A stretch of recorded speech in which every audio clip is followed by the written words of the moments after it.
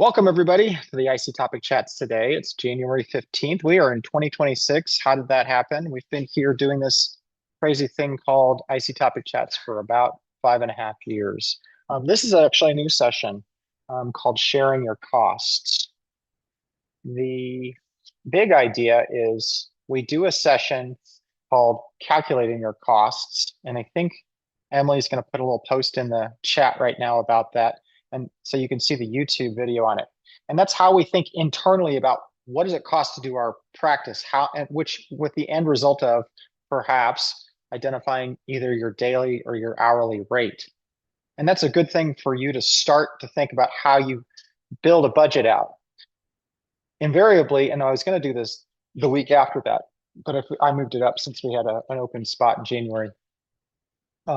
Invariably, you put that budget out to your client and they say, well, tell me a little bit more about that. How did you come up with your budget? And that's what the whole question is today. How do you respond to that question? Hypothetically, we don't get there. We say $25,000 or some number, and they look at that and they go, I get this opportunity to work with Matt Feldman and Goshen Consulting, and they've got this history and this. They're well known, and I think this is a great value for my money. And then it just ends right there. And frankly, I don't know, over half the time it does. You say a number that is justified. You understand where your number came from, and you're prepared to defend it. But hypothetically, nothing goes any further from there, and they're happy to be working with you. But you often do get this question, and particularly when you're working with federal grants. You need to have true justification that goes into a budget that goes with a proposal that may go to a program officer that needs to sign off on that budget. So that's what I'm going to try and talk about today in a little bit, and then we'll all have a chat about it. So how did you come up with your budget? Let me give you a scenario. Here's the scenario. And this is actually exactly what's happening right now. I had a potential client reach out to me Tuesday, 2 days ago. And they're from Wisconsin. I'm not going to give too much away, but it's a university and they're writing a grant, a National Science Foundation STEM grant, which is scholarships for STEM careers or STEM majors. And for me, I know we've been doing these for a number of years, and our budget is somewhere between $18,000 and $25,000 per year based upon a couple of variables. And so in this situation, we're going to say they have a budget for themselves of about 1.25 million over 5 years. So they get about $250,000 a year. And I propose to them a budget of $22,000 per year, or about $110,000 over a period of 5 years. So it's a 5-year grant. This is federal funding, which means your costs likely need to be justified. Somebody may look at your costs and not just say, well, Matt's an awesome guy, he deserves all that money. There needs to be some level of justification to an appropriate person who looks at it and signs off on it. For me, this is a routine project. I've been doing National Science Foundation projects for more than 20 years. We've been doing STEM projects for more than 10 years. I won't have any travel in this situation. So in this situation, the Wisconsin institution reached out to me, and I'll do it all as virtual. If they want travel, we'll add that costs on at an appropriate rate. I'll probably have monthly meetings. There'll be data gathering with somebody who's local. We'll have surveys. We'll be doing maybe some focus groups with some students or some focus groups with the but not major. This isn't like a time-intensive focus groups. A lot of them can be that way, but this would be Zoom-based focus groups. And this will be set up as a flat rate contract. So at $22,000 per year, I'd be invoicing $5,500 every 3 months or quarterly. So that's the way I set a lot of these things up. I know for as many of us out there, there's as many different types of approaches, but this is a typical approach that I use, and I know some of my peers use for these types of things. And so for the purposes of this example, that's kind of our scenario. So when somebody asks me this question, so how did you come up with your budget? This is what I respond, or some version of this. And I do it verbally. I try not to do this get into any details and emails, but generally this is happening in a first meeting or a second meeting with a potential client. So I say this type of thing. I've been working on these types of projects for several years. I started working on National Science Foundation projects when I was a doctoral student at Iowa State back in 2002. Um, Based on my experience with other evaluators, my peers who also do STEM work or National Science Foundation work, my fees are competitive with them and it's appropriate for this type of work and it meets my needs as a contractor. So I'm establishing several things here. Number one, you're lucky to be working with me because I've been doing this for a long period of time. I know what I'm doing. I'm going to make this easy for you. Um, I'm experienced and I'm really great at what I do. Um, I'm also establishing that oftentimes I'll throw out there, particularly in the language of an early MOU, Memorandum of Understanding, that I'm a member of AEA and I subscribe to the values for the organization. I say my fees are competitive with my peers. What I'm establishing there is I know what my fees are in comparison to others because, well, I help do the regular fee study and I pay attention to the studies that other people do, and we're going to talk about that in a second. And I know this is appropriate because I've been doing this for a while. I've gotten paid at this rate. I know other people who are getting paid at this rate. So I've kind of done my own homework and my due diligence to understand what people are getting paid for the work that I do. And I've heard from program officers, yeah, this is about right, what you're charging. So I know this, and I know that I can justify that. And so I'm not asking for anything too high or too low. I'm right in that nice um, Goldilocks medium piece. And it's taken a long time to figure that out. I can tell you for years and years, I think I've been probably charging too little, but with a little bit of time, we get there. So hopefully it ends at that point with just that broad overview of, hey, aren't you lucky to be working with me? I know what I'm doing. Well, sometimes you get this next question. So how does that break down? So this is actually what I'm going to be sharing with them later in a narrative that I'll send to them in the proposal process. Um, I would answer the question like this. So this is a federal government project. I'll be sending you a budget narrative. It'll say that this cost breaks down to 120 hours per year, or which is $175 an hour, plus about $1,000 for project-specific software expenses. And so that will work out to that 22,000. Sometimes they continue to press the issue. What do you mean 120 hours or $175 an hour or project specific software? So here's the ways I would respond to those types of questions. 120 hours. Yep, I track my time. I've been doing this for a while. 120 hours, that's about average for I think if you got a newer evaluator who hasn't worked on this, they're going to be above 200 hours. I've gotten my ability to get this down to about 120 hours because I know what I'm doing with this sort of thing. $175 an hour, that'd be their question. Yep, this is the median rate for evaluators based on a survey of my AEA peers in the independent consulting TIG. I've seen the rates go up. It's kind of the fact of the way this is working. We've got a lot of inflation these days, and $175 an hour is the median. That's what I would say. And that is true, by the way. We haven't done that recently, but I looked at a recent study and $175 an hour has become the median. So don't quote me on that because I don't know if I'm officially allowed to say that, but I can tell you that's what I would tell my clients. And they say project specific software. So there is some costs associated with doing this work that's specific to the client. And I'd say, yeah, there's a couple things that we do that I can attribute directly to your project. Number one is Qualtrics survey software. Sadly, survey software is very expensive. And I just talked, and this is true, I just recently talked with a Qualtrics sales rep who is sharing their costs. And the going rate right now for the premium kind of Qualtrics software, which I think is a great thing to have when you're working with universities, is about $3 per response. And then there's other software like Zoom, and perhaps you might have other things like if you're still using SPSS or any kind of other software.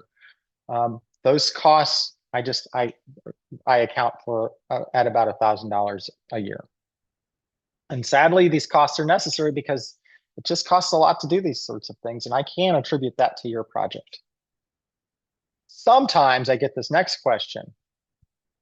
I think this has happened to me maybe once. I know my friend Laura Keene had this, and you got to be prepared for this question. Hopefully, you never have to answer it, but it does happen. $175 an hour. Are you crazy? And then they do that quick calculation of you take the hourly rate, multiply it times two, and put 1,000 after it. So that becomes what you might be making in a year. And so they might think, well, you're making $350,000 per year. This is how I respond to that. Wow, boy, that would be awesome. But yeah, no, that's not what I make. Plus, I can't really work 100% on project work. I did an analysis of my time, which I suggest everybody do time tracking so they understand how much time they spend on different things. And I can't work 100% of my time on project work. So no, this is the amount of time that I can spend on it. That's how I figured that out. Now I try not to get into my calculations. I'm not going to share that calculation that Emily shared with you, that link, that video on how to calculate your costs. But I talk about it briefly, right? I try not to go into these details. Try and turn the attention back to um, I spend less than half of my time when I'm actually at work, actually working on client work, because I have to do other things like, well, professional development, like we're doing today, or networking, or administrative things like filing taxes and those sorts of things. So I try and move the focus away. This question may not come up, but you should be prepared for it just because you should understand how to justify your costs. If you get into this like back and forth conversation with somebody and generally, I know what some of you are thinking. If you're at this point, you've already had this point where you're going, well, I'm not sure I want to work with this person. That being said, sometimes people are just persistent and they want to be thorough in their process. So you'll have to judge whether you think this is a problem or not. Now, here's the next one. You get to this point, tell me about your overhead costs. I want you to think about this in a red flag moment. You may be at that point where you're thinking, do I really want to work with this? Now I've had this question. It's been a legitimate question. It's been based upon how they were setting up our contract, and they needed to know our indirect costs. And it got messy because then they started saying, oh, your billing rate, and then we need to take those overhead costs off because we don't pay them. We'll only pay overhead costs at such and such a percentage, at 10% or 15%. So if you get into that conversation, you probably should try and not don't leave that conversation with anything definitive. Step away from it and make sure you're going back and forth and you're thinking about what you say. So when somebody says, tell me about your overhead costs, try not to respond in detail. The last thing you want to do is negotiate your overheads because it's none of their business how much it costs for me to have an office or what I paid for my computer or whether my insurance costs are going up. So I generally say my overhead's built into my billing rate and it covers costs like my computer, internet, insurance, travel to professional development, those sorts of things. Now, if I get to that point where they start pressing, I'll say a percentage. To me, it's around 30%. We know that we've calculated that. I've calculated my rate at 30%, which is well below what universities charge for their projects, if you know anything about how universities work, and I work with a lot of universities, it's generally in that 48 to 55% rate. And when I say percentage, for every dollar that's spent, that the university will charge another 50 cents or whatever the rate is on top of it. Occasionally, you'll get people saying, well, we don't have that kind of money to pay that much for your evaluation. And our indirect cost rate is 50%. What they often are saying, and they may be lying, they may be missharing what their indirect cost rate is. But when somebody says their indirect cost rate is 50%, know that breaks down to, for every dollar the federal government gives them for direct expenses, the federal government will also give 50 cents on top of that. They're not giving up half their costs for indirect costs. It's a third because it's $1 and then another 50 cents. So 50 divided by 150 is 0.33 or a third. So just be aware of that. I had that just last week. Somebody said, our indirect cost rate is 50%. I'm like, oh wow, that's terrible. But that means you have 2/3 of your budget to work on the direct costs, which would include my work. Anyway, indirect costs, I think that was like a vice president or somebody who was telling me that too. I'm like, you know how this works, don't you? Anyway, all right, I'm going to get into the takeaways. So 5.5 takeaways for you. When somebody asks you about your costs, you want to focus on your value, right? You are a valuable resource. You've come to this with experience. You are a member of AEA. You have been working in this field for a while. So some of those things. So you want to make sure you're shifting your conversation to focus on what you will do and how that benefits them. You want to talk about the value and how this is going to be great.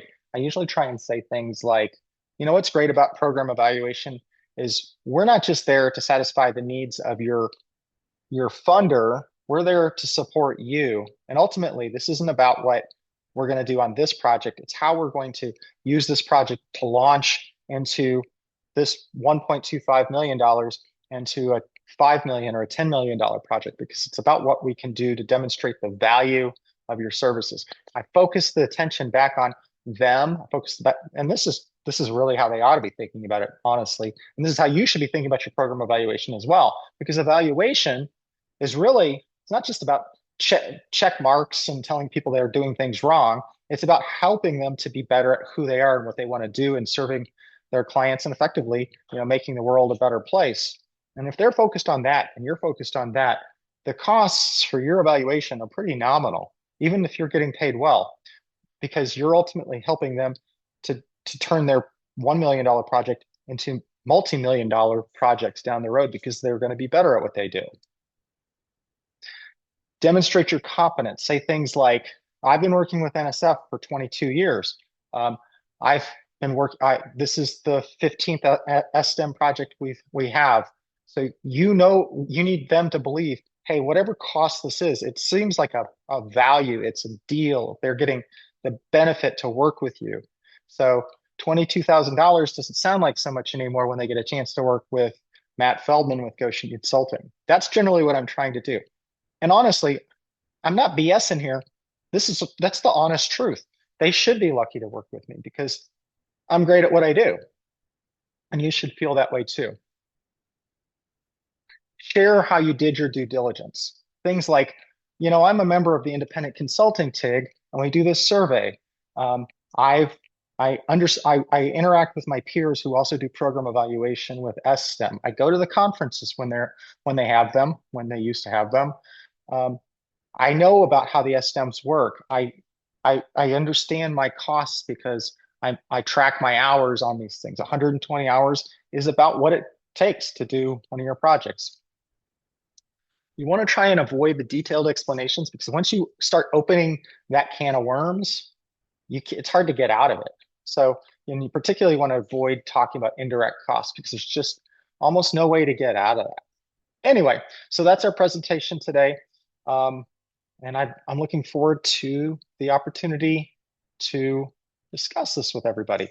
I'm going to do too many things open here. Stop the recording. So if you're here live, stick around. But if you're on YouTube, we'll see you later.